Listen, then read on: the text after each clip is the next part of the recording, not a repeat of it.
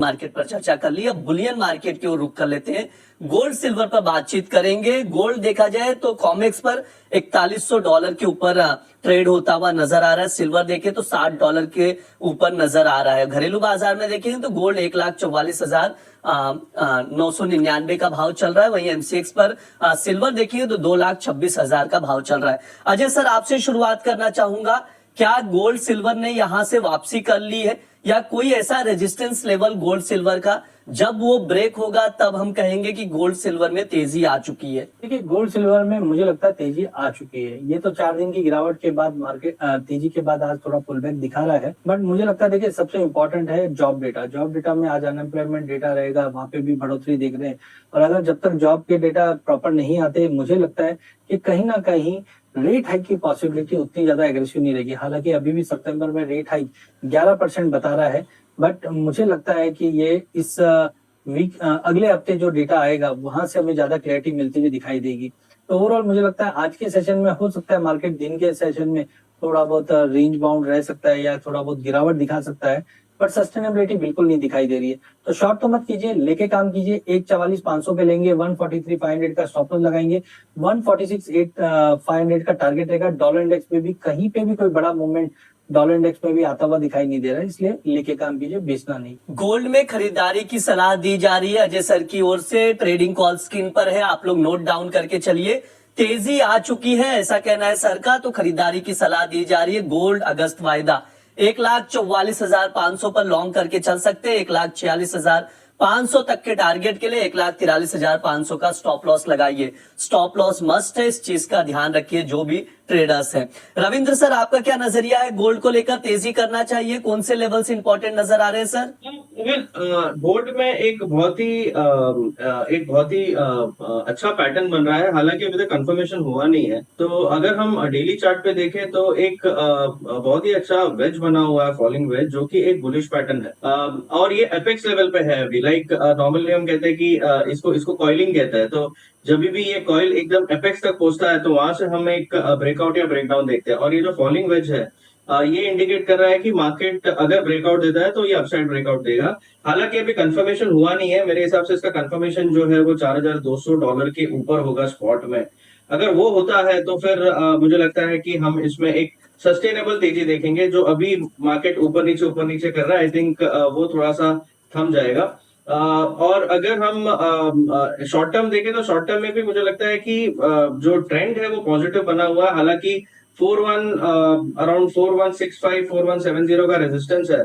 तो मुझे भी लगता है कि अगर डिप आता है इंटरनेशनल लेवल्स में, अगर 4090 4100 का अगर डिप आता है तो एक अच्छी बाइंग अपॉर्चुनिटी होगी इसमें। और पॉसिबिलिटी है कि 4170 तक मार्केट एक बार आए, और वो एक ब्रेकआउट जोन है 4170 से 4200 तक। आई थिंक इसे बहुत क्लोजली वॉच करना चाहिए, क्योंकि again it might give a very good opportunity on the upside. So confirmation के लिए वेट कीजिए फ्रॉम अ पोजिशन पर्सपेक्टिव। अगर शॉर्ट टर्म के लिए करना है तो यहाँ से अगर $30-40 नीचे आता है तो I think that is a very good buy opportunity. Even silver में भी सिमिलर पैटर्न है, लेकिन सिल्वर में अभी थोड़ा सा ऊपर में $64 का आसपास रेजिस्टेंस है, तो थोड़ा ऊपर है भी है। लेकिन सिल्वर में भी एग्जैक्टली सेम पैटर्न बन रहा है। और अगर गोल्ड ऊपर जाता है तो मेरे हिसाब से सिल्वर भी जाएगा। और ये मैं लगातार कहते आ रहा हूँ कि सिल्वर में जो $55-56 का जो सपोर्ट है वो एक बहुत ही अच्छा एक्यूमुलेशन लेवल है। और वहां से हमने देखा है कि मार्केट 3-4 बार घुमा है। तो मेरे हिसाब से we are preparing for a big move. But मैं वेट करूंगा कंफर्मेशन के लिए। कंफर्मेशन जब तक नहीं आएगा तब तक के लिए आई थिंक होल्ड करना चाहिए। शॉर्ट टर्म पर्सपेक्टिव से आप बाइंग करके चल सकते हैं। शॉर्ट टर्म प्रोस्पेक्टिव से आप लोग बाइंग करके चल सकते हैं। लेवल्स इंपॉर्टेंट है, उसको जरूर आप लोग ट्रैक कीजिए। अजय सर, चांदी को लेकर सवाल आ रहे हैं, क्या चांदी ने दायरा तोड़ दिया है? कॉमेक्स पर $60 के ऊपर नजर आ रहा है। एमसीएक्स पर 226,400 का भाव चल रहा है। सर, रणनीति क्या बनाई जाए? क्या यहाँ से तेजी चांदी में भी दिख रही है? बाइंग करना चाहिए? क्या स्ट्रेटेजी होनी चाहिए सर? देखिए, मुझे लगता है चांदी सोने से ज्यादा दिख रही है। एक कि हम $60 के ऊपर रिगेन कर चुके हैं। सेकेंडली, अगर आप गोल्ड सिल्वर रेशियो को देखोगे तो हमने एक्सपेक्ट किया था जब 44 का लेवल था तो हमारा रिट्रेसमेंट लेवल था 72 का। एग्जैक्टली हमने पिछले हफ्ते 72-50 का रिट्रेस होते हुए देखा। जब तक ये 72 या 72 के बियॉन्ड जाने की कोशिश करता, तब तक हम बोल के चल सकते थे कि कहीं ना कहीं चांदी थोड़ी वीक है सोने के मुकाबले। लेकिन अब ये रेशियो नीचे आना स्टार्ट हो चुका है, जिसका मतलब है चांदी यहाँ से स्ट्रांग मूव करने की तैयारी में है। डोमेस्टिक मार्केट में भी 220 के लेवल के ऊपर अच्छे से होल्ड कर रहा है, 60 का लेवल एग्जैक्टली इस वक्त मूव कर रहा है। तो मुझे लगता है कि यस, आने वाले कुछ सेशंस के अंदर चांदी ज्यादा स्ट्रांग मूव करते हुए दिखाई देगी, इसलिए इसमें भी लेके काम करना चाहिए।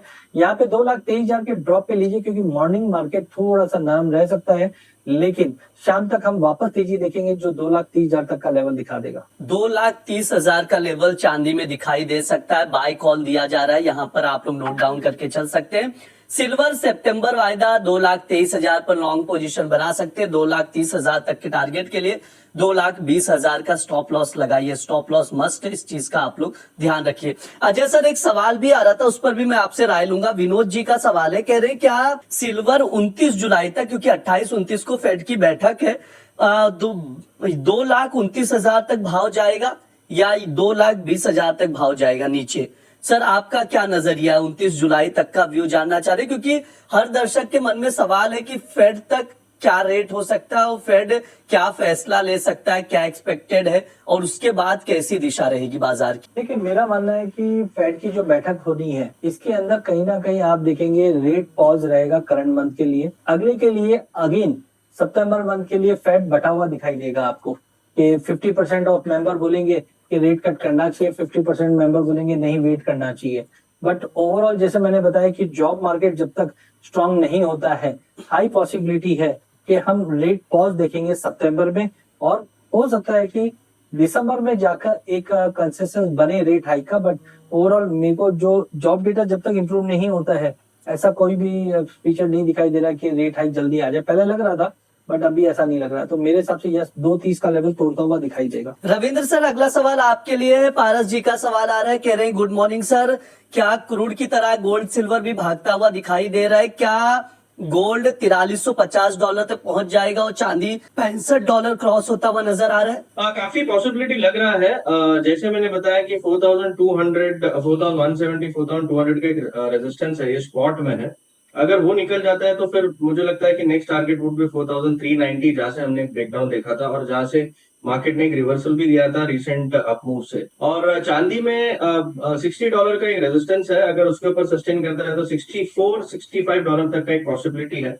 तो उनका जो लेवल है वो काफी विजिबल लग रहा है एज ऑफ नाउ। लेकिन जैसे मैंने बताया कि बहुत सारे डेवलपमेंट चल रहे हैं मार्केट में, जैसे कि जियोपॉलिटिकल टेंशन है।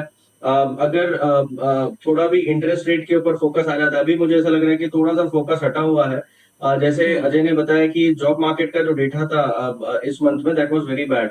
जब तक वो इम्प्रूव नहीं होता तब तक थोड़ा सा I think interest rate hikes के ऊपर थोड़ा सा लगाम बना रहेगा। आई थिंक तब तक के लिए थोड़ा सा पॉजिटिव है। तो आई थिंक ये मंथ एंड फेड मीटिंग तक आई थिंक थोड़ा सा एक पॉजिटिवनेस रह सकता है, लेकिन 4,200 ब्रीच करते हुए इतना जल्दी नहीं लग रहा है मुझे। लेकिन अगर निकल जाता है तो फिर यस, 4,390 और सिल्वर में $65 से पॉसिबिलिटी। अजय सर, पारस जी का एक और सवाल है, मैं आपसे राय लूंगा। सिल्वर मिनी में उन्होंने पोजीशन बनाई, 2,20,000 पर शॉर्ट करके बैठे हैं सर, क्या इमीडिएटली एग्जिट कर देना चाहिए लॉस में, या स्टॉप लॉस लगाकर बने रह सकते? वो लेवल्स दिखाई दे सकता है सर, होल्ड करना चाहिए? लेकिन मेरे को नहीं लगता कि ज्यादा मंदी है। हो सकता है मॉर्निंग सेशन में चांदी में थोड़ा बहुत पुल बैक आ जाए, जो 2.24 तक का लेवल आ जाए, 2.23 तक आ जाए, इसके नीचे नहीं लग रहा। तो बेटर है देखकर आज निकल जाइए, क्योंकि 60 का लेवल बार बार में रिगेन कर रहा है। 60 के ऊपर की क्लोजिंग मार्केट को $67-68 तक का लेवल दिखा देगी, जो हमारे यहाँ पे करीबन 2.35, 2.36 तक का लेवल भी ले जा सकती है। तो बेटर है कि शॉर्ट ना रखिए, निकल जाइए। ठीक है, ये सर का व्यू है। अब हम लोग मेटल्स की ओर रुख करेंगे। अजय सर, मेटल्स पर आपसे बातचीत करना शुरू करूं, एक 15 सेकंड में बता दीजिए, क्या गोल्ड ETF और सिल्वर ETF खरीदना चाहिए? मौका बन गया है। 200% गोल्ड ETF और सिल्वर ETF में दोनों में बाइंग कीजिए। एग्रेसिव बाइंग मैंने पहले भी मना किया था, फेज मैनर में लेके चलिए। मैक्सिमम अगले 2 महीना वॉलिटिलिटी रहेगी, but this is the time you should invest in gold and silver. Gold silver ETF में खरीदारी की सलाह दी जा रही है, तो आप लोग उसमें रणनीति बनाकर चल सकते हैं। अब मेटल्स की ओर रुख कर लेते हैं। अजय सर, आपसे शुरुआत करूंगा। कॉपर में तेजी है, 1344 का भाव चल रहा है। जिंक सर 386 पर पहुंच चुका है। सर, टॉप पिक में आपकी तरफ से क्या कुछ रिकमेंडेशन है? लेड भी 200 टच कर चुका है सर। एल्यूमिनियम 348, क्या किया जाए सर? पिछले हफ्ते ऐसा लग रहा था कि पूरे बेस मेटल में थोड़ा बहुत करेक्शन आ सकता है, बट जिस ढंग से रिवर्ट हुआ है, मुझे लगता है स्ट्रॉन्ग बाइंग करके चलना चाहिए। कॉपर है आज 1340 के ऊपर।